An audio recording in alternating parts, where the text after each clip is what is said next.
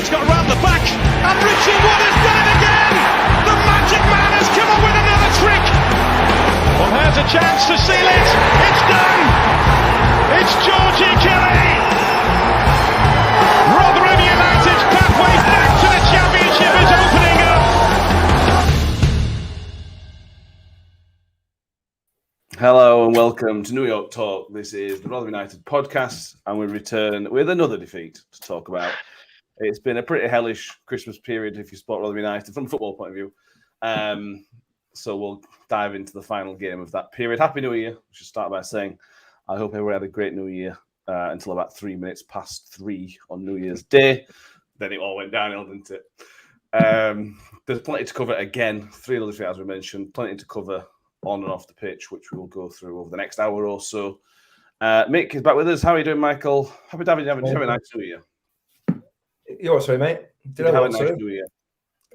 Up until, like you just said, 3 minutes past 3 yesterday, and it all went belly up from there on, didn't it? Yeah. Happy New Year, anyway. Danny's with us. Danny, Happy New Year, mate. Happy New Year, and Happy New Year to everybody who's watching live and watching in future as well. In future, yeah. Kev Johnson's back with us. How are you doing, Kev? Do you have a good New Year? Yeah, brilliant, mate. Absolutely fantastic. Brilliant. I like to see you wearing the official podcast shirt. Nice,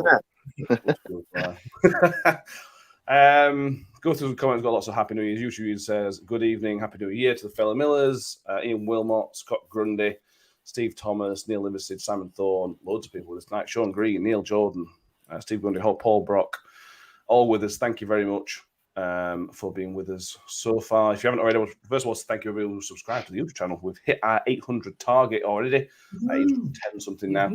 If you haven't already, please go over. We want 900 by the end of the season. Or less than 100 is easy to do in less than 5 months. Easy peasy, especially if we keep having loads of things to talk about. And keep doing our changing manager would be perfectly stuff. Yeah, thank you everybody who's done that. Go over if you haven't already. Please do subscribe. Mick, I'm going to give you a free rein on this one. Where would you like to start? Because there's about 4 or 5 different things. Do you want to start with the football first, the actual kicking of the ball, or was there any? Not from us. Well, there one kind of Washington I can think of. I mean, to be fair, if you talk about football, all I'm going to do is repeat exactly what I've said for the past 4 podcasts, which is a bit bizarre, really, isn't it? You're saying the same things, all of which are negative. We can all see them, and yet the next time it comes along, same thing happens again. Definition of insanity, isn't it? Doing the same thing time and time again, expecting a different result. Oh, Mick, you've nicked what I was going to say. Sorry, mate. Me too. Is it safe to assume we've all played Far Cry 3? Because that is where I get that quote from.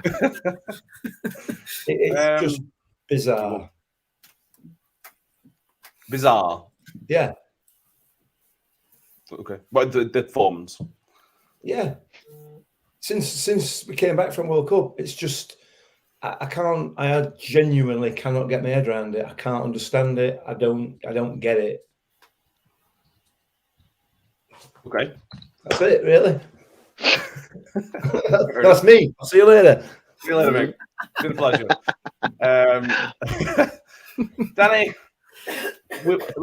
let's go back to where it almost went right. We were 1-0 down coming into the 45th minute, and we have a chance. I don't know how we would have gone in level. It would have been the most criminal half-time ever, but we should have been going in at 1-1 at half-time, and think how different things could have been.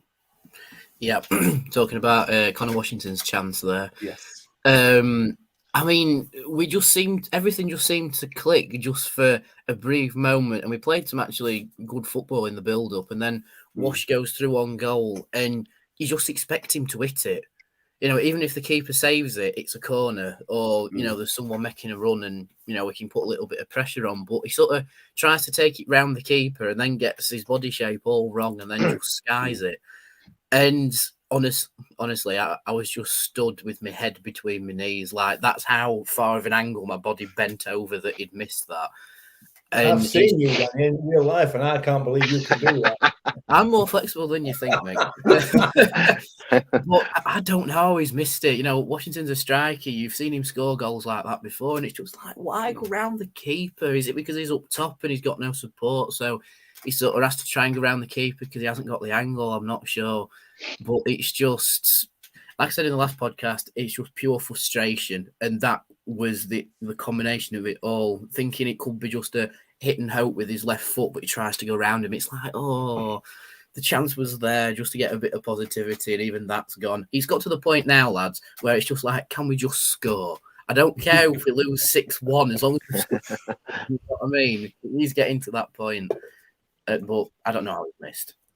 Well, I do, but I don't know how he's got to that point where he has completely skied it and not even got it on target when he was through on goal. Yeah, that one moment, Kev, almost summed up the entire Christmas period, really. It was just rubbish. And I feel sorry for Carlos because he was trying it and he got himself in a good position, but I can't really forgive that miss, unfortunately, for him. No, I think he actually did the right thing. He scored one at New York Stadium early in the season, similar to that, and it was a much cuter angle.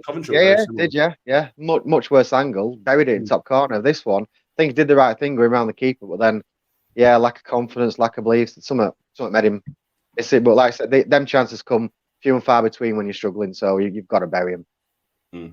Yeah, you go to Millwall. You've got to take those chances. They're a solid team, as I showed yesterday.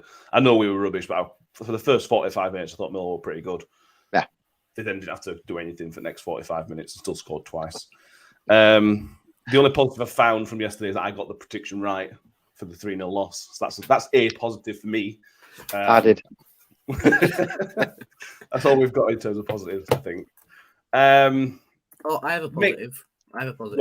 But it's got nothing to do with the game. It was beforehand. We'll take it. Go on, mate. So just in the build-up to Millwall game, we had a little wander about round Greenwich, and it was one of the best adventure walks I've been on. We walked under the Thames. It was mint. We found a tunnel. We walked under it. It was brilliant. I loved it, mate. And that set up the day. Everything bar the football was fantastic about that away day. Unfortunately, we still had to go and spend 2 hours at the football, which is a shame. I'm not sure if that's brave or stupid walking around Millwall. I'm not working out yet. Well, someone did come up to us and say, "What football shirts are they?" And we went, "Oh, we're Rotherham fans." And he says, "Oh, you're playing Charlton today." So you're far enough away. Yeah, so it's like, nowhere to play Millwall, and he just goes, "Oh, good luck." It's like, yeah, cheers. Positive, Mick, I've found another positive. Victor. Let's talk about Victor. Let's have 2 minutes positivity. Victor Johansson, comfortably man of the match with some stunning saves. And an even bigger positive is all the sounds are that he is the one that is closest to signing the contract, which could be announced in the next couple of days. That's brilliant news. Yeah, you've got to be mad to be a goalkeeper, haven't you? And the way things are going, you've got to be mad to sign a contract with this club. So it's probably is right. Listen, he was outstanding, weren't he? He's been outstanding all season. And to be fair, I don't think any of us expect anything less from Victor, do we? You know what I mean? He set the bar high and he reaches it every time. It's just such a crying shame that he doesn't get any support from what's happening in front of him. He's just, it's. I don't know. He's just thrown under the bus every game, or he has been since we came back from World Cup, and it's just a shame. But I suppose from his point of view, he gets more practice in, he becomes a better goalkeeper, doesn't he? So maybe that's why he's staying. Maybe. Parma UK says, "Don't get me hopes up." It'd be very Rotherham United to balls this contract up from here, to be honest with you. But if you listen to his interview with Radio Sheffield, it was incredibly positive. I took from it anyway. All the rumours you hear is that it's essentially a done deal. Hopefully it gets over the line, unlike other things. Stephen Thomas says, "We appear to have forgotten how to play even the basic elements," which I think is right. Stephen Thomas and Simon Thorne talk about Barlas's pass for the Washington chance, which absolutely were brilliant. But Adam Hardcastle says, "You can't rely on one chance per game, to be fair to Washington." Absolutely right as well. Yeah. Danny, let's move on to some serious negatives. I want to start with Matt Taylor's post-match because I found it really difficult to listen to be honest with you. I've come to you first before Mick because I've heard what Mick's had to say about this. And you will all hear what Mick's got to say with it. Minus the swear words, you'll hear what Mick's got to say about it. Yeah, that's it, Matt. Use me as the nice fluffy cloud lining before we get into Mick's words. Yeah, okay. I'm going to read you one of the quotes from him, which just... If your boss said this about you to everybody else around you, bear in mind how it feels. He said, they're not good enough in certain actions. There's not a lack of effort. There is a lack of quality. They aren't good enough at what they do, essentially, Danny. Bearing in mind, a month ago, they were good enough. 2 months ago, they were good enough. 3 months ago, they were good enough. I struggled a lot with that. I saw the quotes, and I held off, and I wanted to listen to it in full to make sure it's as bad as it sounded. And it was as bad as it sounded. It feels like it's throwing the players under the bus. And I don't want to be too harsh on him, but I thought it was a really, really, really poor interview.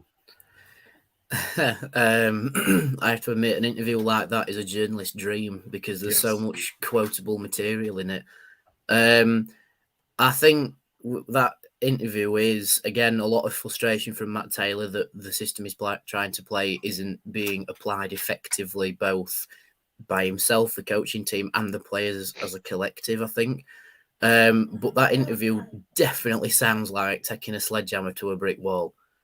You know, that is such a stern and hard comment to make to the press as well. I think if you'd have said that in the dressing room, you know, you could have had a proper exchange with the players, you know, and really voiced everybody's opinions. But in private, to say that the press is...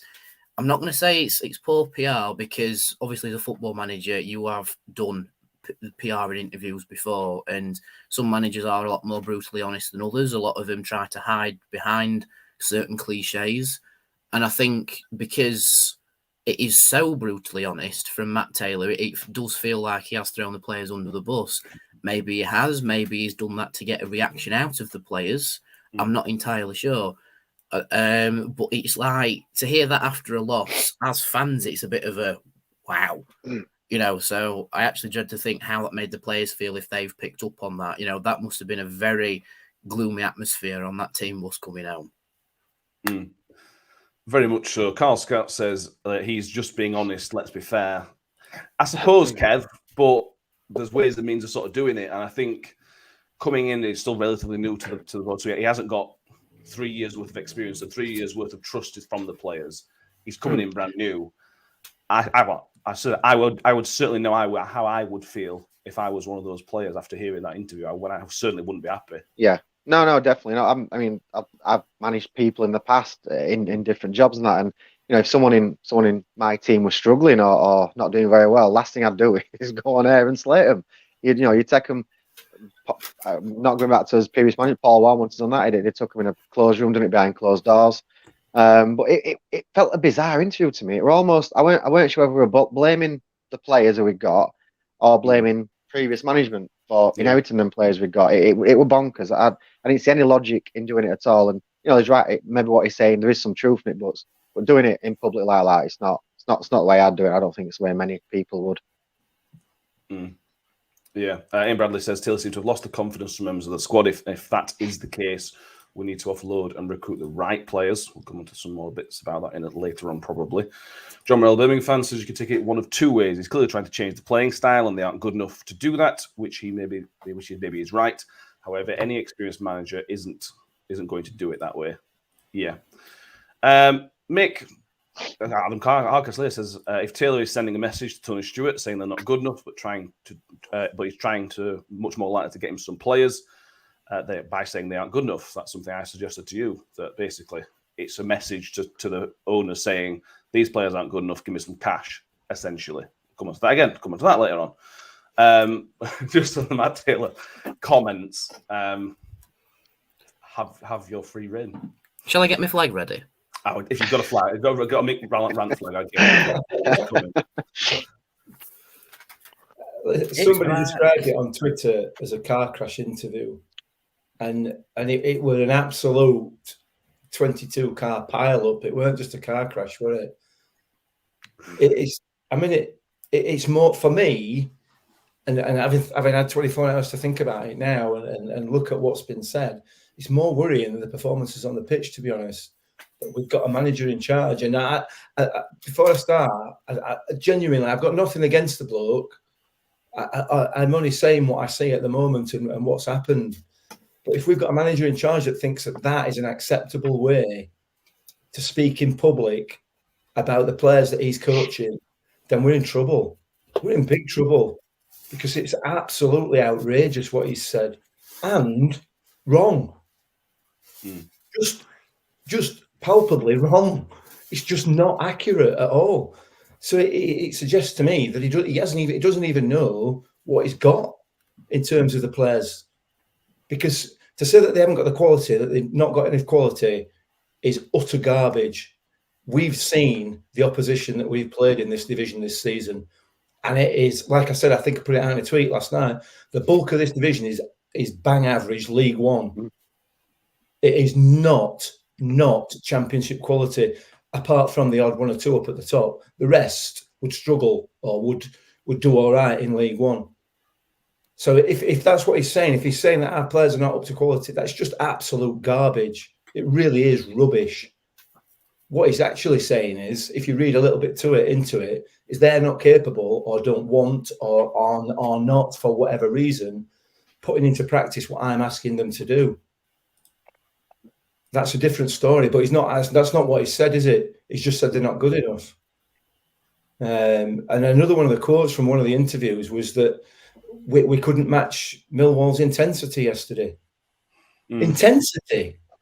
I mean, did he watch the same game that I watched? Because there was no intensity whatsoever from Millwall, and we could match this team, this squad of players, the squad of players that he picked and put out on the pitch yesterday, could match anybody in this division for intensity. Anybody. No question about that. So the issue here, as far as I'm concerned, lies fairly and squarely at the feet of Matt Taylor and his coaching team at the moment. Cheers, It does. These players have proved up until the World Cup break that they are capable of mixing it with the best in this division. We ain't going to get promoted. We were never going to get promoted, but we should and could be well clear of the relegation zone. We have got more than enough quality in this squad, more than enough. And that's not suggesting that we're a quality championship side. That's taking into account the level of quality within the division itself, which is as low as I've ever seen it. It's appalling. And if he thinks standing there after losing 3-0 to a poor Millwall side, a really poor Millwall side, and I'm sure a lot. I'm not having a dig at Millwall, and having sort of looked at some of the Twitter accounts over the course of this season. A lot of Millwall fans will say the same. They're not a great side, but they do what they do, and they do it well. But they've no more quality in that side than we have. None. I'm not having it. I'm not wearing it. So that's one side of it. But then to call them out in public just beggars belief. It really does beg a belief for me. It's got to be one of the worst things you can do as a leader, as a manager, to call out your players. Take some responsibility. He needs to take responsibility. The only thing that has changed since we were mixing it with a better teams in this division, the only thing that has changed is what he's implemented and his coaching team have implemented and what they're asking the players to do. That's the only thing that's changed. Take some responsibility and don't start throwing people under the bus, because I'm telling you now, it ain't going to end well. It won't end well. Yeah, I basically agree with most of what you said there, Mick. I think we ended with 3 or 4 minute rant, but that's fine. We'll 4-minute 5. 4 minute 5, beautiful. And it is difficult, Danny, because we're not sitting here saying we're a playoff team. I think a few people in the comments sort of disagree. What we're saying is I think everybody at the start of the season said this championship is as bad as it's been in a long time. There is literally maybe 3. You can maybe include Watford. When Watford finally get going on their 5th manager, they'll be one of the top 3 teams. Everybody else is bang average. You could say Wigan are garbage because they are at the minute, but so are we. This is a real opportunity to play in a way that suits the players, which I think is the first and foremost you should be doing. Play to your strengths and not try and change too much at once. He feels like he's tried to change too much at once, and when it's not worked, I'll be honest, he sounds lost from his interviews and from what he's saying. Yeah, I think sounding lost is a little bit harsh, because as a football manager, you do need to be adaptable to certain situations, and we did see that in the beginning he was adaptable to what he had in front of him. But I'm really not sure. I feel as though I'm repeating myself all the time, and it's just like January is going to be massive and probably going to make or break our season. It shouldn't be the case. Shouldn't be the case at all, because Taylor needs to be adaptable with the tools he has in front of him, and not being helped by the players that are injured at the minute, which is sort of why I can let off Connor Washington playing up top on his own. But at the same time, Taylor's now must be looking at January going, right, who can I bring in to play the way I want to play? And fair enough, if he does want to apply it that way, which is the way that him and his coaching staff know from Exeter, then yeah. But you sort of have to come at it that way from a summer transfer window perspective, rather than trying to completely change the wheel before you've got January out the way.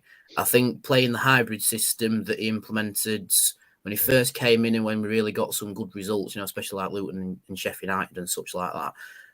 If he'd have kept the hybrid system and then started tweaking it in January, then yeah, we could sort of see it. But then the question remains that if you don't implement it straight away, when are you going to rip that bandage off? When's that plaster going to come off, and when are you going to try and play your own way? Because, it usually takes 2, maybe 3 transfer windows to completely get it right what you want.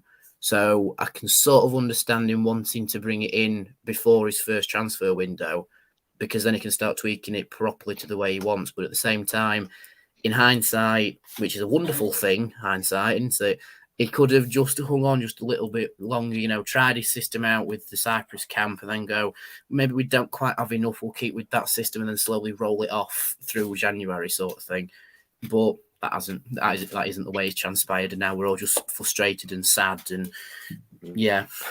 Happy New Year, everybody. Yeah. Ian Bradley says, either way, it needs changing. We can't sack Matt Taylor, who says he's on a 3-year contract. Let him get his own players in, get the players who wants out and leave them out and give him time. John Morell says, disagrees with Mick. I think we have a couple of okay championship players, but for the rest of them are not up to scratch. I could say that most of the championship teams this season. Yeah, precisely. And I could say the same about Birmingham, John, with the greatest respect. But I don't know, because I don't see Birmingham so much. You know what I mean, and I'm not being smart. I'm not being smart with that, and I'm not. The fact is that we are good enough. Our squad is good enough, in my view, no question, to keep us in this division. It ain't going to start pushing us through, but it's good enough, no question. The quality is there. He talked about injuries, Kev, as well, and I'll just use one position as an example. From what I can, off the top of my head, we had a full strength defence to pick from. I know we've got midfield and striking issues, but we had a full strength defence to pick from. Yeah, and defensively, once again, we were almost an embarrassment. I mean, Cameron Humphreys, as an example, had a really poor game. His drop off from where he was when he first came into now, is the biggest drop off of the season. It's just that feels like the key area. Obviously, it's conceding 3 goals, 2 goals, 3 goals, and whatever.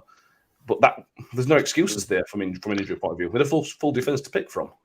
Well, he had 6 on bench as well, so he could have picked one of them as well. So, yeah, no, I agree. The defending was shocking. And I know, attack's your best form of defence, and we didn't have any attack, but still, there's some experience there. That they're not kids being chucked in at the deep end. They're experienced defenders who should be able to act under instructions and deal with that. And yet again, they were left waiting. Again, they were terrible again.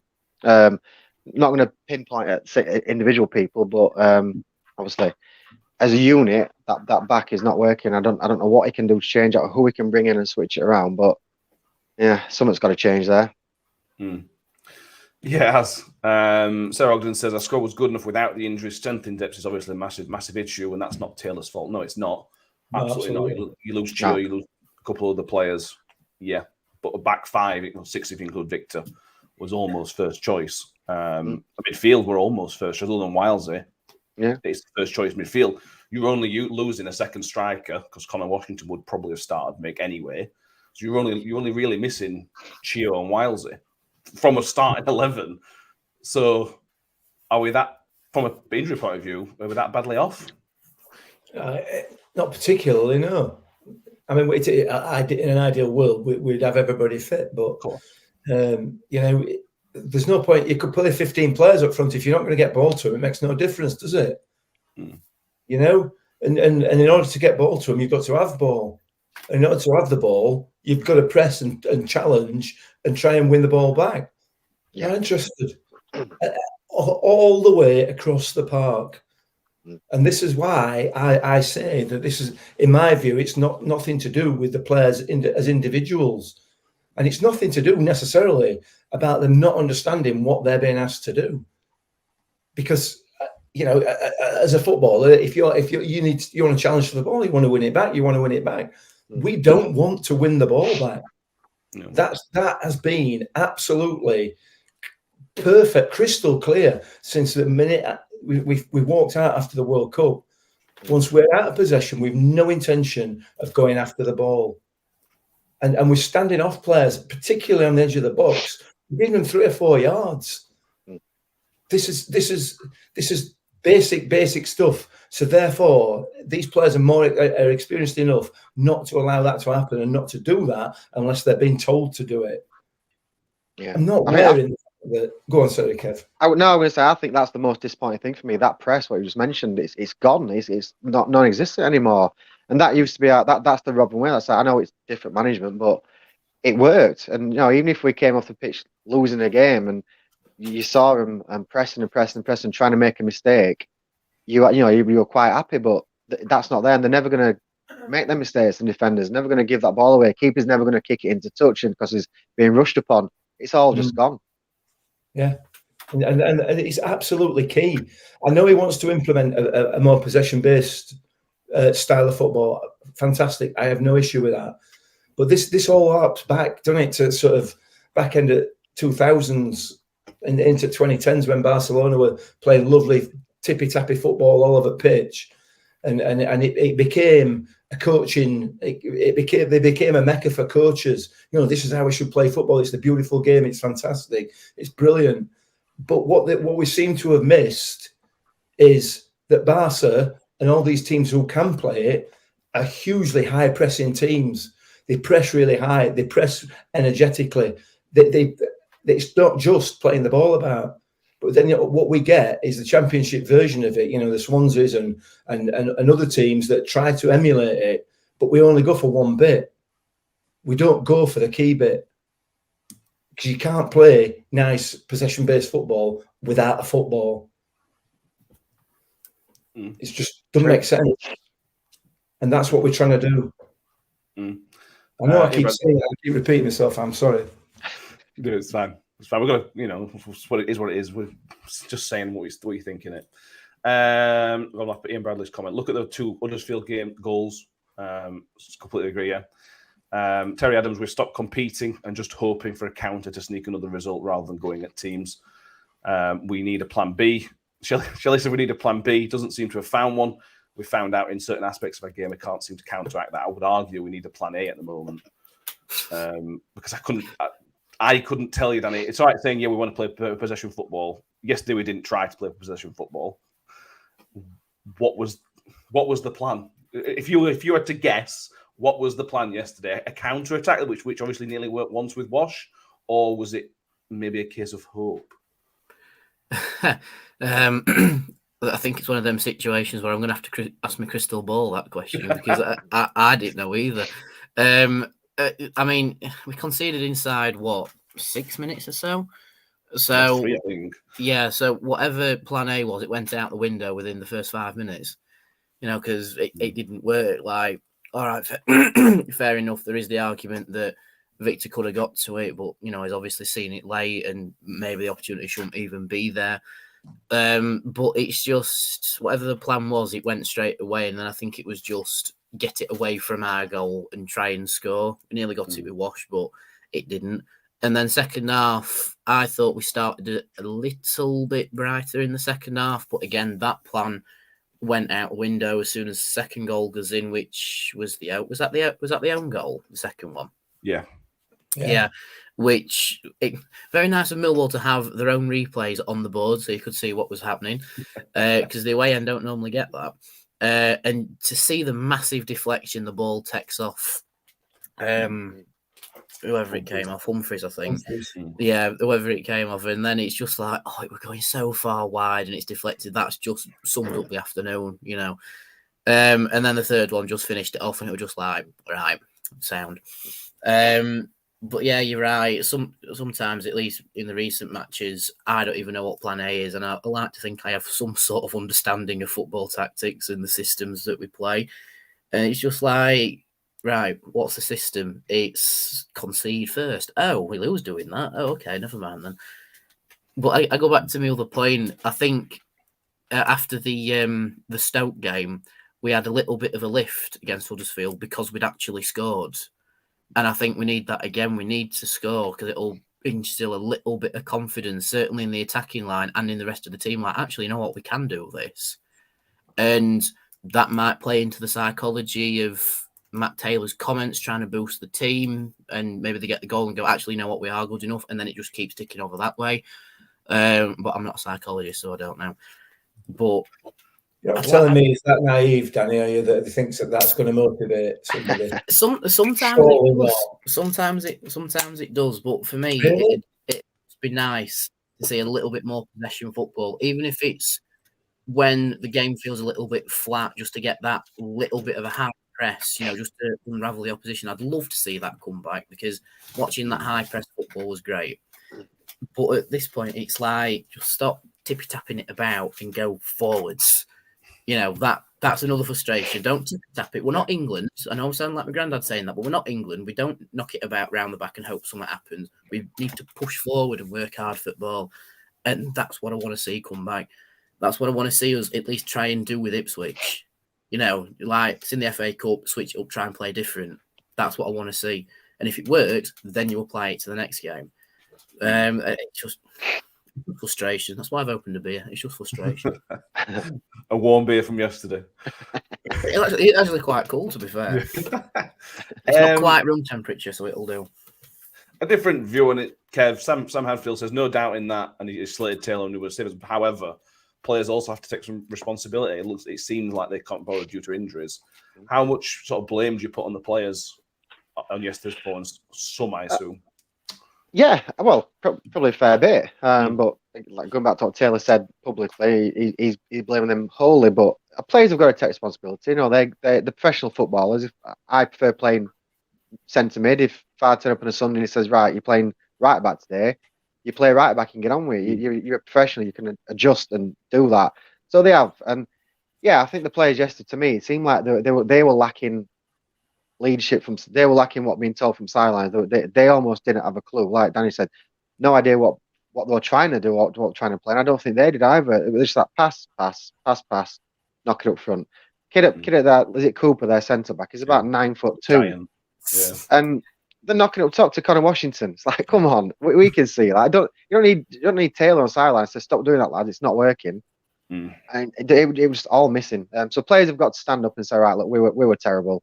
Let's sort out whichever 11 are on pitch next week. Let's do it. Yeah. Let's move on to some sort of rumours that come forth today. I know Mick's not going to like this because Mick hates rumours, but we're going to talk about it anyway. And we have to stress that these are rumours. There's no sort of real background to them, but there are suggestions that there are some unhappy bunnies in the dressing room. Certain people sort of wanting to go because of previous manager leaving. And unhappy with Matt Taylor's methods and potential issues in Cyprus, potentially. How important is that if they are true, Mick? And again, Mick, I know it's a big if, but if these rumours do turn out to be true, that there are some seriously unhappy players in that dressing room, that's a massive issue. And where do you go from that? Do you go, right, Matt Taylor, just bring your own men? Do you just say, right, get on with it because you're a professional? I come to the wrong person, don't I? Yeah, really, yeah. I mean, what are we saying here? We're saying that the professional footballers, they know what the job is, they know what they've got to do, and then we're saying we're going to throw Teddy out of that cop because they don't like what somebody's telling them, asking them to do. The professionals, they will get on with it. You know, if you want to go through social media and look at all the garbage rumors that come out, you know, my nan's aunties, dogs, cats, brothers, sisters, owners, just seen somebody in Chippy who said Ben Wiles is not happy. I mean, it's just whatever. If they were true, let's assume they are true. Why? For fun. Just laugh. Well, listen. I forgot to set timer going. God damn it! Oh damn! I've heard that Chio Benny's going to sign a new contract and he's going to take a wage cut. That's what I've heard. It's got as much validity as anything else that you've heard. You know what I mean? Why do the problem with it is, Matt, is that these rumors start and then they start to snowball, then they start to snowball again, and then they get out of control. And all it does is create a culture and an atmosphere of negativity about everybody, about supporters, around the club. So then we turn up at a game, nobody says a word, it's as quiet as a mouse. Players start losing more confidence because they're already on their asses in terms of confidence. You know what I mean? Why do we do this? I don't get it. I just don't understand it. Support the club. We're not doing very well. Accepted. We can criticise people and we can criticise players, managers, chairmen, whatever you want. That's fine. That's what we do. That's with football supporters. Everybody does it. But ultimately, get behind the club instead of trying to subvert. Basically trying to subvert it. Why do you do it? Why? It just doesn't make any sense to me at all, honestly. Not you personally, just in general. But yeah, you personally, actually. You know what I mean? Why? What's the point? Because if they are true, it's important. It would be important if there were any grain of truth in it. But you've no sort of provenance for what you've been told or what we're told on social media, not you personally, but you know what I mean? It's just I don't know. I don't get it. I don't understand it. And it all it does is harm. It doesn't do anybody any good at all. For me, it's just nonsense. I'll ask Danny. It's all right. Don't worry about it. Yeah. Well, Danny or Kev, no problem. On this, again, the rumours have sort of surfaced. I expect them going on for a while, but Shelley RC asked the questions. Do we also think maybe Matt Taylor giving a few home truths to certain players as opposed to the previous manager, which you can't say because it's pound in the swear jar, as opposed to being a nice guy? If there are issues in the dressing room, which, based on what we've seen from Matt Taylor's interview yesterday to what we saw from the previous management, it's night and day in terms of personal methods, in terms of man management. That's going to either take time to get used to, or it's going to upset a lot of the dressing room. I mean, you say it's night and day. It's a bit like calling the previous manager a Shih Tzu and Matt Taylor's coming like a Rottweiler. Yeah. You know, I mean, it's not the case at all because Matt Taylor is a very nice person. I should know because I've met him. So, haha. But yeah, I mean, every manager has a different approach to football. You know, the previous manager's approach isn't going to be completely the same to another manager's approach to football, in the same sense that even though Neil Warnock and, say, Chris Wilder are similar ethos of manager, they're not going to be the same approach-wise to dealing with players because obviously every person is completely different. But I do think Matt Taylor is a little bit more football orientated rather than the things that go on behind the football orientated, which is what the previous manager was. You know, because the previous manager had the whole thing of why you're doing it, you're doing it for your family, for this and other. Why'd you put on your football shirt and go out there and perform, basically?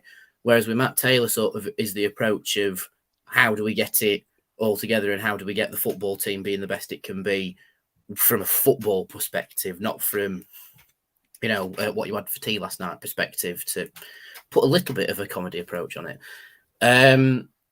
But from what we've at least been heard and been sent privately, it sounds like Matt Taylor is the man on the touchline doing it on the doing the business on the pitch per se, whereas it's his assistant that's the more coach approach and the conditioning approach. And if that's his setup, that's his setup. You know, we've brought Matt Taylor in because he plays a similar system, but not the same system, because again, it's not every manager's approach is different. I wouldn't quite say it's night and day different. I'd say we've brought someone in who may have looked at our squad and gone, actually, we need to completely shake it up, and it's just not working yet. But with Matt Taylor, he's not going to sit them down and be that confrontational like he was in his interview. I think that was just a bubbling over of frustration, maybe a little sprinkling of trying to get the best out of him and maybe not wording it correctly because, like I said, sledgehammer to a brick wall. But it's just a difficult one with Taylor, but I don't think it's night and day yet. Matt, until we get the BBC Sounds podcast, we will never know how night and day it was. And that's all I'm saying. It's almost like it's flipped because Richie, which I'm actually allowed to say and not put a pound in the pot, because Richie Barker was more of your Rottweiler sort of character who would really have a do at him. And then the previous manager proper, he was more of a what goes on behind everything. And I think it's now swapped. I think the assistant is more of the coach and conditioning side of it, whereas the Matt Taylor in the front man is a little bit more of the telling the players how it is, if that makes sense. At least that's my perception of it anyway. Interesting. John C says, Matt the conspiracy theorist. No. No. I like a good rumour. It's just good stuff to talk about, it. We do a podcast where we just speculate. That's literally what we do, is speculate and then review a game that's happened. But Paul Wonk says we have to agree with Mick. Yes, we've been poor lately, but some of the fans on social media have been ridiculous. He suggests about the Tony Stewart about being tight and doesn't care about things like that. We'll come to transfer business in a moment. John Morrell says Taylor is clearly the modern day coach. Like many of these days, your old manager is clearly old school. But both can be successful. Players need to do a job. Anyone not on board, ship them out. Yeah, Kev, anything to add on sort of that sort of side of things that could mainly about? I'm not sure. I'm not sure there's much difference in the old manager and what Matt, because the rumours circulating. Obviously, what we're at. Something happened in Cyprus with a certain player. Publicly said something in front of the team, but so did the previous manager. If anything, worse, because it ran a moment of truth BBC documentary type thing where we heard him in dressing room publicly saying, "You're this, you're that. You're letting us down. You're letting yourself down." So that happens in football. Managers, that their job is to get the best, however way they do it, get the best out of the player. You can't be nice all the time. I totally don't agree with what he did yesterday in his interview, but behind the scenes at a training ground, especially somewhere in Cyprus, he can say what he wants to them players if that's his job. Mick's right. We'll never know. The only people who know it's true is them two people in particular. So we can talk about it, but I don't think he's doing anything different. I think he's doing his job as a manager, where he does it in front of him in his own room. But sorry, nearly said the word. The other manager did it with a microphone on in front of everybody. So no difference for me. Yeah. Mick, any more rumours you want to address, Mick, or? I mean, there's no point. Ian Bradley on some of the players suggesting some of the heads have been turned. He's certain of that potentially. Reg in the comments has heard a rumour from somebody close that Woody and Taylor had a falling out. No, again, these are all just rumours. Yeah, but let's. But, I mean, there's Brooke Norton-Cuffy's had a fallout with him apparently. Who else has not made the squad? Oh, he must have had a fallout with him. No, Vickers is injured, but Vickers probably had a fallout with him because he could have probably made bench even with a dodgy shot. How far are we going to go with it? Come on. We can keep going if you want. If you want, whatever. Let's move on to sort of transfer business. Splash Ed UK just on it. What about incoming rumours? Right, let's tick a few off. Yes, I was looking forward to this because it's the first January podcast. Yes, positivity, player incoming. Transfer news. So Shane Ferguson could be off to Charlton for 50, 60k, something like that. Potentially a good deal all round, to be honest with you. Tom Eaves is linked to Bolton by a national newspaper. Matt Taylor has come out and said that's news to him in the post-match yesterday. I don't know if he'd tell us the truth if that was true or not. And the major rumour incoming, Danny, I'll come to you because Mick doesn't like rumours. Lee Bonis, I think that's how you say it, Northern Ireland, playing in the Northern Ireland League. A rumour of £300,000 is the rumour floated around. I mean, that's interesting to me because Matt Taylor said we're only interested in free transfers or loans. So that's about £300,000 more than I thought we were paying for a player this month. Well, from the way Matt Taylor's current interviews have been going, I'm surprised he didn't publicly call Tom Hughes a donkey in that interview. But maybe he's dressed himself down and go, I can't tell them too much after that interview because we can't be having 2 sledgehammers at Bricks Walls in the space of 24 hours. But yeah, the Lee the Lee Bonis one is an interesting one because obviously we're not that clued up on Northern Irish football.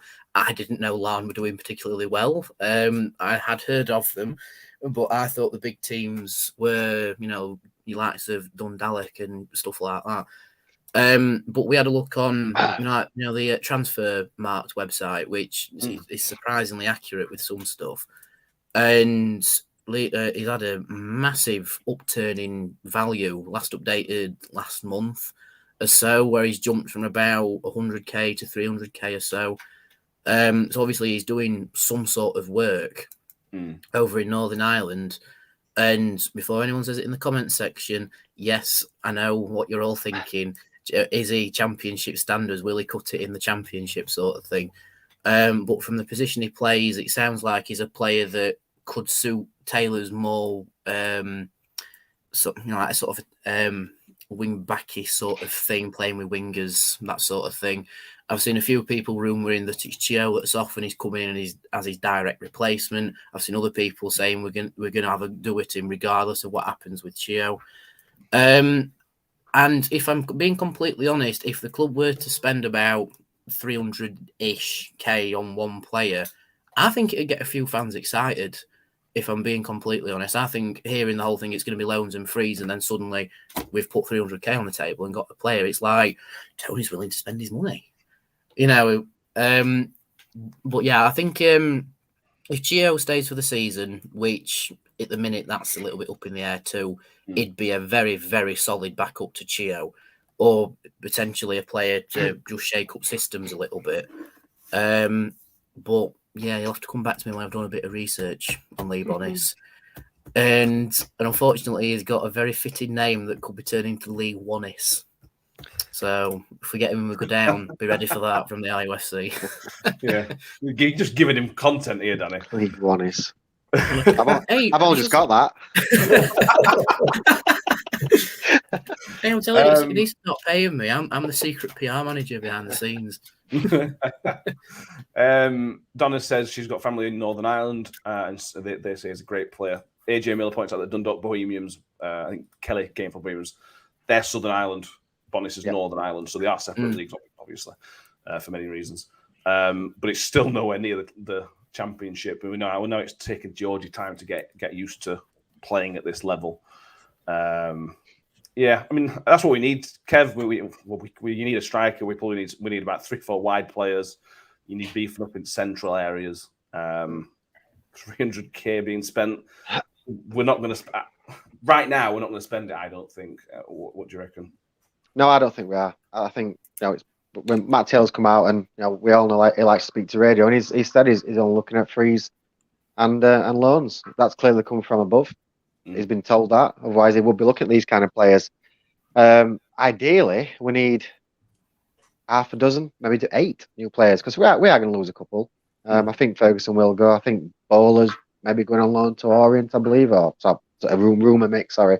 Who's going to Orient? Sorry. But I thought Bowler. I've been told Bowler might be going on loan to Orient. But yeah, we need half a dozen, maybe 8 players coming in, especially up top. Kelly's obviously not fit, but we need someone who might be being a bit pessimistic. Would a £300,000 unproven Irish striker excite me? No, I don't think it would. I think we need maybe a bit of experience. There's players who, there's players out of favourite clubs. I just seen one of the comments about Lee Gregory. I don't think there's a swap with Barlassa, but he's out of favourite. Sheffield Wednesday. He's not really getting a game. I'd have him at Rotherham. I know he's from Wednesday and he's in League One, but I'd take him. Yeah, I would. Make Shane Ferguson possibly on his way out for some money. I like Shane Ferguson last season. I don't think he's up to Championship standard. For me, that's a perfect deal all round. Again, assuming it's true. Bit of cash our way, money off wages, and he gets to go play back down in. Well, He played for Millwall now in Charlton. I'm not sure how popular that's going to be. It feels like a good fit. Yeah, if it's good for Shane Ferguson, then that's fine. As long as we're going to get somebody in to replace him. But we've got Bramall, we've got Bowler, as Kev's just suggested, might be going out on loan. I don't know. I have no idea. I don't know. I mean, it made me smirk a little bit earlier on when Danny said, about somebody fitting our style of play. Well, we ain't got a style. What style of play? I might as well take my boots down the training ground because I could fit our style of play because I don't do all. You run around too much. Listen, I'm really, really good at not closing players down. I'm really good at it, so I'm up for this, definitely. Okay, fair enough. We've got to talk about the stuff that's gone off on social media, Danny, with the sort of questions towards Tony Stewart, which we briefly touched on last time, to be honest with you. But now the transfer window's here, let's talk about it some more. There's two ends of the spectrum, to be honest with you. If you look on social media, there's two ends, isn't there? There's certain people who I think Mick will probably fall into this category of Tony Stewart spends what he wants. He's the owner of the football club. He can essentially do what he wants. There are some people who have now got to the point of Stewart out. I'm probably somewhere towards the mixed side of things, but I understand the frustration of people, and it feels like a big window for everybody. It feels like a big window for Matt Taylor to get the players in who he wants. It feels like a big window for Tony Stewart to show that he is willing to back the players and back the club in general. It feels like things are turning, to be honest with you, at the minute. Yeah, it's not to sound too dramatic, but it's sort of turning into an Alamo moment, or at least that's the vibe that you're getting off it. Yeah, I'd say I'm more towards mixed side of it as well. I mean, the way I look at the way you run a football club, if you're up to your eyes in debt, plummeting down the leagues, can't winning the games for toffee, and you're starting to loiter towards a dangerous end of League Two, and maybe in our case League One, that's when you start calling for the chairman to go and to be a change of board at the club. I think in terms of, if you look at it from a wider perspective of the league that we're in, I'd say he stays put, and I'm in mixed camp with he's the owner, he can basically do what he likes. I think when it gets to the time where the club's majorly dropped off and we're starting to lurk towards the bottom end of League One, that's when the Stewart out placards are out. I think the Stewart out reaction right now is just the sudden gut reaction of it's changed so suddenly that it has to be the chairman's fault and we need more investment, etc., etc. But yeah, I'm in the same camp as you two lads with it.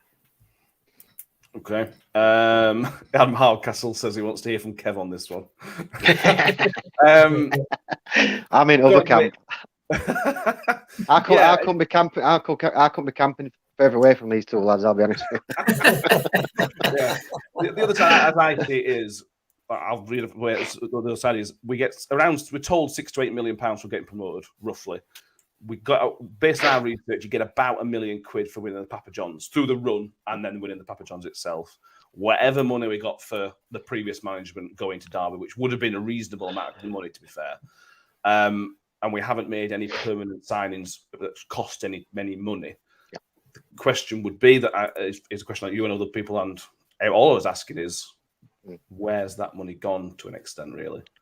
Yeah, and I think that's all people want an explanation. Like, we're not daft. We know how much we've won in last season. We know how much, rumours what we got for Paul Warne and co.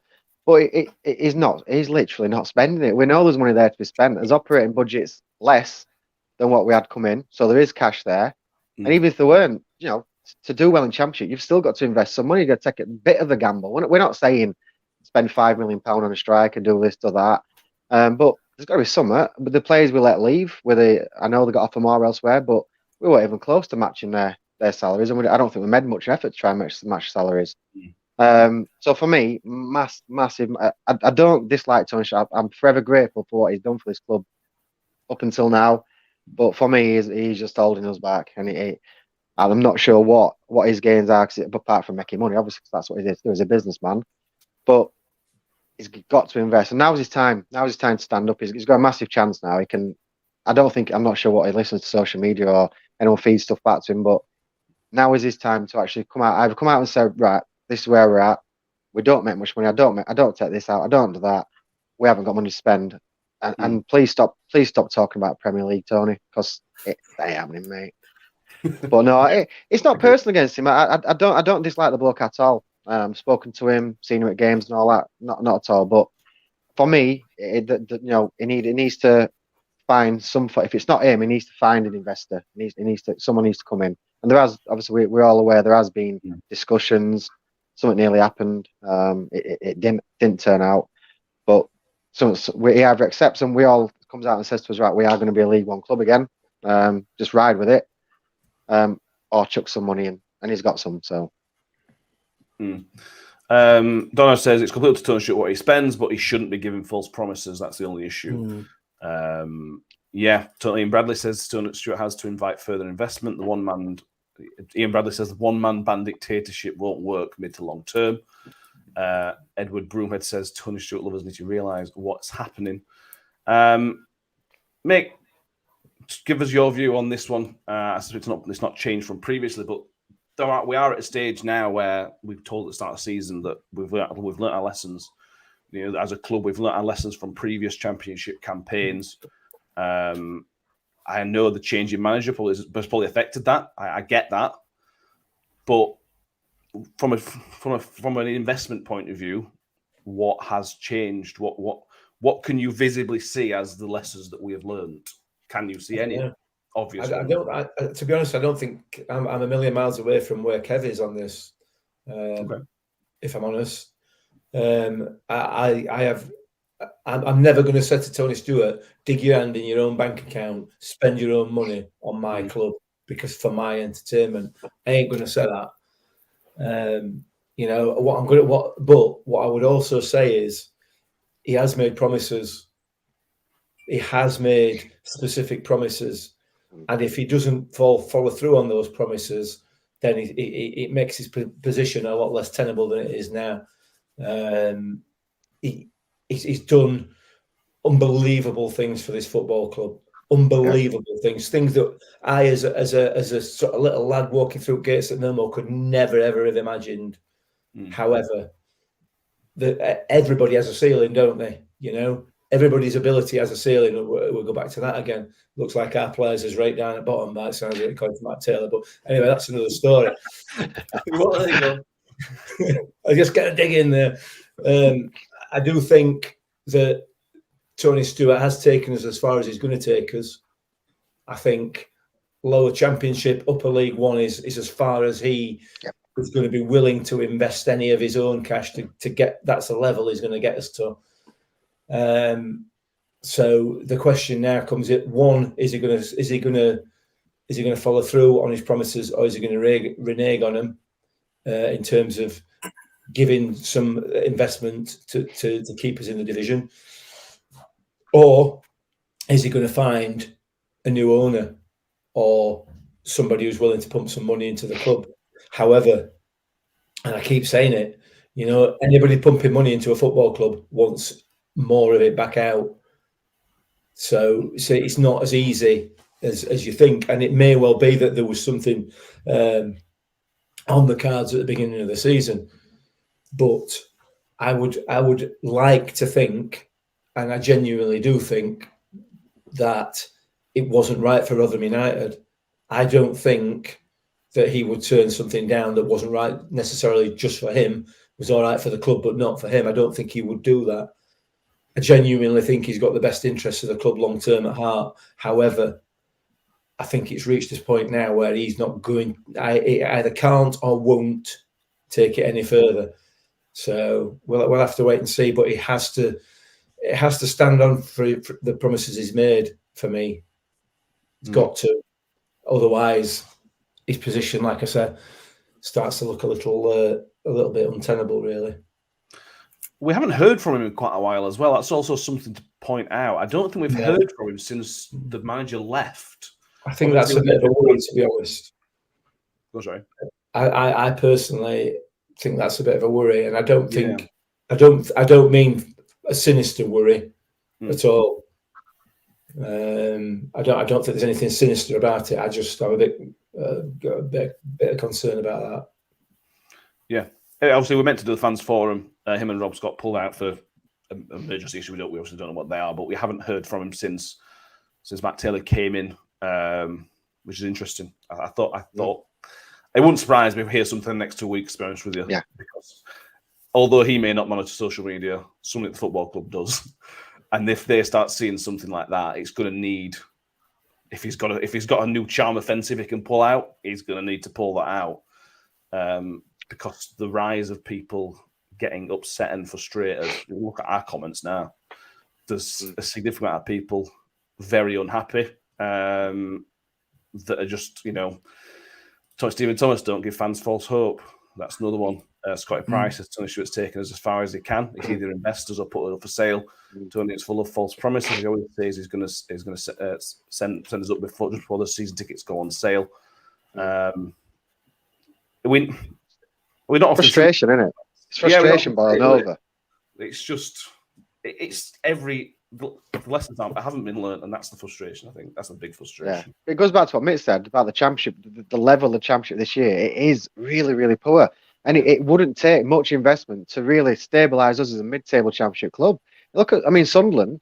They're not spent much. I think spent £2 million on Ross Stewart, not much else, and I think the 5th or 6th. That's only £2 million.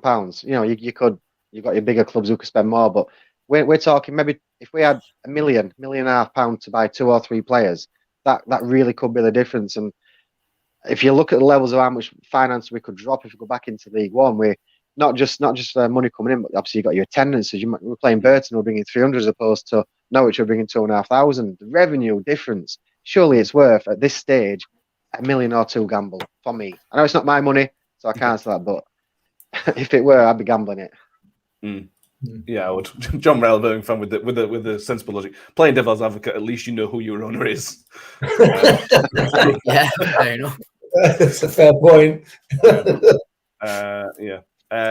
We should just clarify this: the £1 million rent that is supposedly paid is paid on the ground. Now the Estonian fella, I think Hancock, if I got that wrong, apologies. He tweeted out that Kieran Maguire. There is £1 million rent on the stadium, but the sponsorship on the stadium, which is from a Tony Stewart's company, pays for the rent. So it's essentially nothing, but it also means the stadium is sponsored for nothing as well.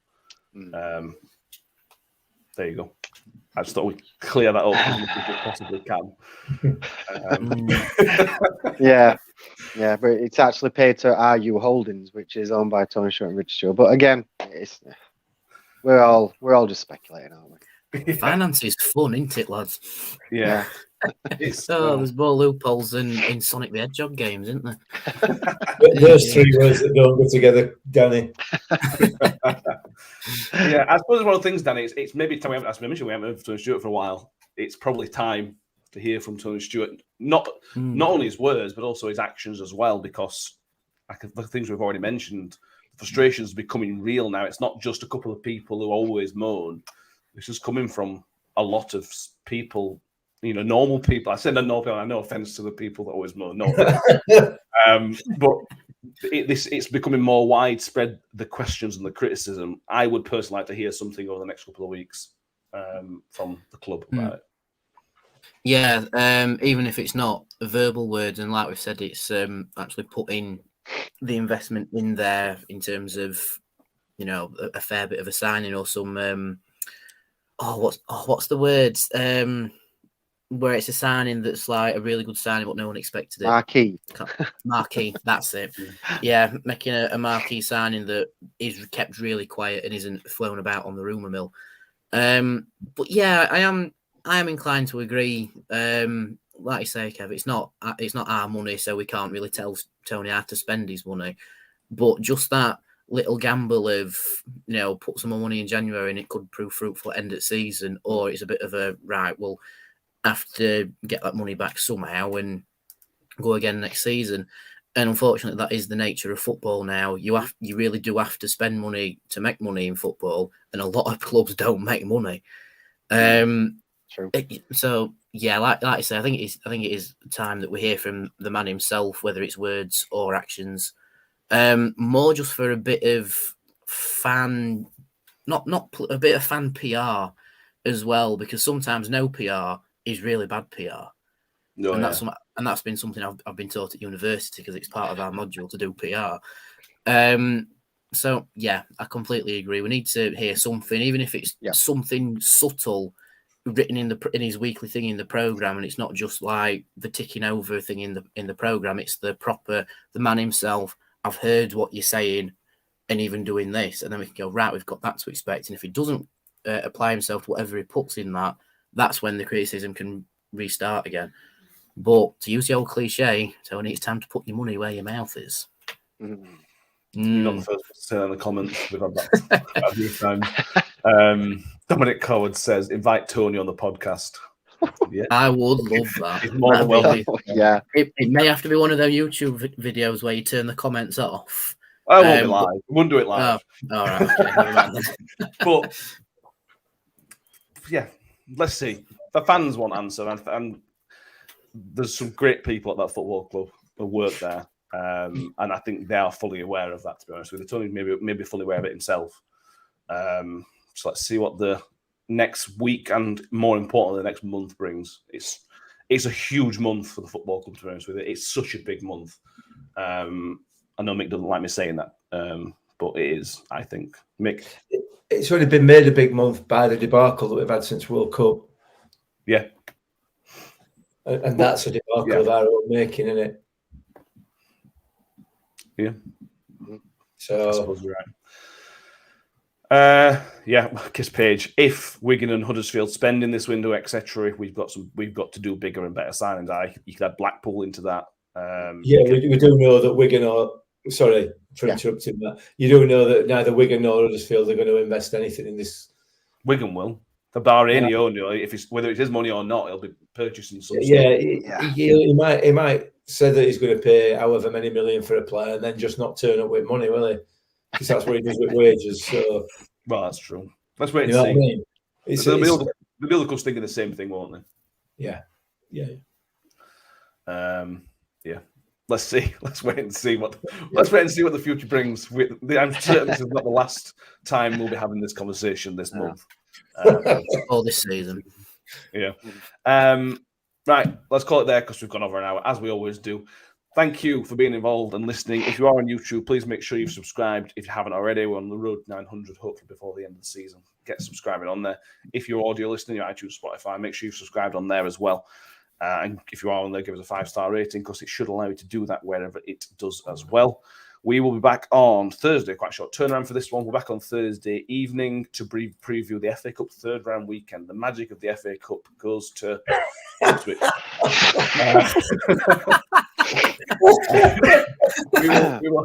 We will muster all the positivity we can do to preview an FA Cup for him. I can hear their fans tapping already, Matthew. We'll try and do a scouting report for that one because I'll find out how certain Freddie is to score against us. I've put in the house on that, to be honest with you, but we'll see. We will. That's back on Thursday. Mick, we had a 4-minute rant from you today. That may be a record. Thank you very much. Yeah, well, I feel a little bit better. Not much though. Danny, always a pleasure to have you with us, mate. Thank you very much. Enjoy your beer. Yeah, I've still got 2 left, so I'm happy. But yeah, it's like Howard Webb keeps saying to us, it is like communal therapy having these podcasts, isn't it? I actually feel a bit better. I do feel a bit better now. Yeah, I do. And Kev, always a pleasure to have you with us, mate. Thank you very much. No problem. Cheers, Kev. You all. Happy New Year, everybody, and we'll see you next time. See you guys. Bye. Cheers. Ravel, vicious, brilliant. Mule with it. Wood's got round the back, and Richie Wood has done it again. The magic man has come up with another trick.